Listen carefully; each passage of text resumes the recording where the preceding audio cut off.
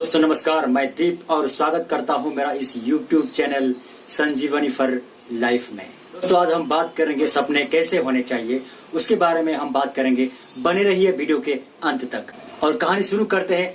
पुराने जमाने की बात है जहां एक भिखारी रहा करता था एक गांव में, और उसका पैसा था भीख मांग के अपना गुजारा चलाना। सुबह का टाइम था और वो भिखारी अपना झोला लेके गांव की तरफ भीख मांगने चला गया। जब जा रहा था तो उसने अचानक एक राजा को रथ में आते हुए उसने देख लिया। जैसे ही उस भिखारी ने उस राजा को देखा कि लगा उसे राजा का रथ है और आ रहा है मेरे करीब, उसके मन में हजारों लड्डू फूटने लगे ताकि आज राजा के साथ मेरी मुलाकात होगी और राजा से मैं वो सब कुछ मांगूंगा जो मेरे पास है ही नहीं। तो उसने जैसे ही राजा करीब आता गया और भिखारी भी राजा के करीब जाता रहा। राजा उधर से उस तरफ से राजा आ रहे हैं और इस तरफ से भिखारी जा रहा है। बीच में दोनों की मुलाकात हो गई और राजा ने अचानक उसके सामने हाथ फैलाया। जैसे ही राजा ने भिखारी के सामने हाथ फैलाया तो भिखारी को एक आश्चर्यचकित फील हुआ।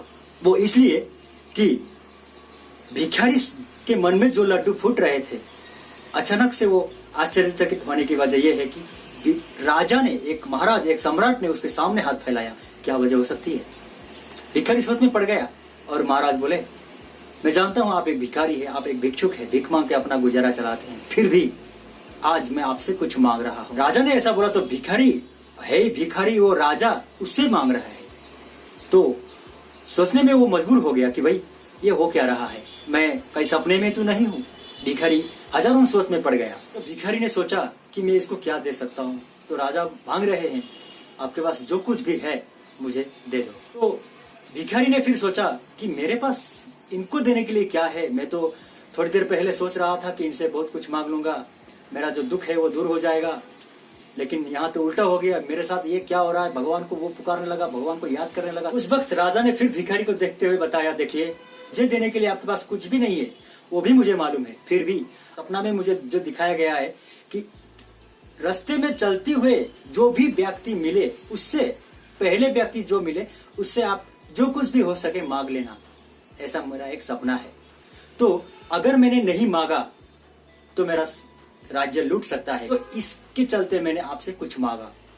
क्या आप मुझे दे सकते हैं? आपका झोला में, आपका जो बैग में जो कुछ भी है मुझे आप दे सकते हैं।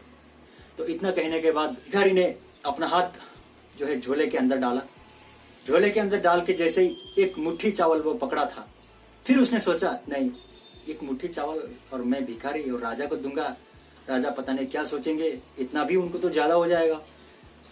वहीं से उन्होंने आधी मुट्ठी करके चावल पकड़ा। जैसे आधी मुट्ठी चावल पकड़ा, फिर भिखारी ने सोचा, इतना भी क्या करेंगे, आखिर सपनों का ही तो दोष है, सपना का दोष ही तो काटना है। तो उसने क्या किया, एक दाना चावल का झोले से उठाया, उसको भी नाखून से तोड़ने की कोशिश कर रहा था, टूटा नहीं। चावल थोड़ा मजबूत था तो टूटा नहीं। तो उसने वो एक दाना चावल निकाल के उस महाराज के हाथ में दे दिया। महाराज, मैंने आपको इतना ही दे सका, आप ले लीजिए।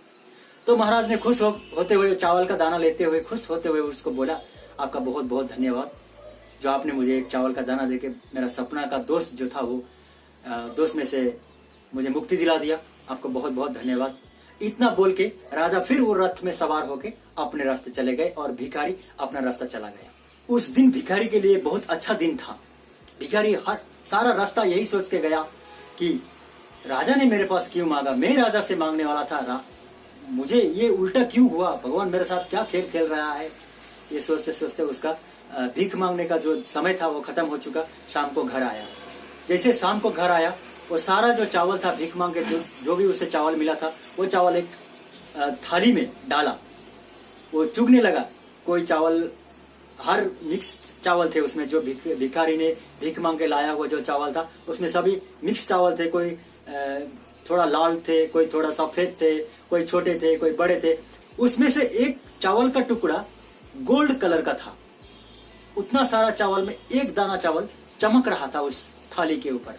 जैसे ही उस भिखारी ने उस सोने जैसा दिखने वाला दाना को उठाया और देखा कि ये तो देखने में बिल्कुल सोना जैसा दिखता है, चलो इसको देख लेते हैं। वो एक सुनार के पास चला गया और उसको जांचने लगा, ये सोना है या कुछ है। तो सोनारी ने उसको जांचने के बाद, उसको देखने के बाद, परखने के बाद बता दिया कि भाई ये ओरिजिनल सोना है। तो भिखारी बहुत जोर जोर से हंसा, इतना जोर से हंसा कि लाइफ में वो कभी हंसा ही नहीं था, इतना जोर से हंसा। हंसते हंसते हंसते हंसते अचानक रो पड़ा। आप जानते हैं वो क्यों रो पड़ा? ठीक ऐसा ही हालात आज हम सबका है, क्योंकि हम जब जिसको देने के लिए बहुत लालची होते हैं, दूं या ना दूं, दूं या ना दूं, ये सोचते हुए किसी को कुछ भी हम देने के लिए खुशी नहीं होते, राजी नहीं होते, फिर भी देना पड़ता है। कुछ मजबूरी ऐसे होते हैं जिसको देना ही पड़ता है। भिखारी ने भी ठीक वही किया था। और वो जब रोने लगा, ये बात समझ के रोया कि अगर एक मुट्ठी तो मैंने उठाया था, एक मुट्ठी चावल उसको दे पाता, वो महाराज को अगर दे पाता, वो राजा नहीं था, वो एक भगवान था, उसका परीक्षा लेने के लिए आया था। तो उसने उस चावल के दाने को लेके जाके संभाल के रखा और जिंदगी में फिर कभी ऐसा गलती नहीं करूंगा, ये कसम खाते हुए उसने अपना जिंदगी का आगे का रास्ता जो है साफ किया। धन्यवाद दोस्तों, वीडियो के अंत तक बने रहने के लिए आपका दिल से बहुत बहुत धन्यवाद।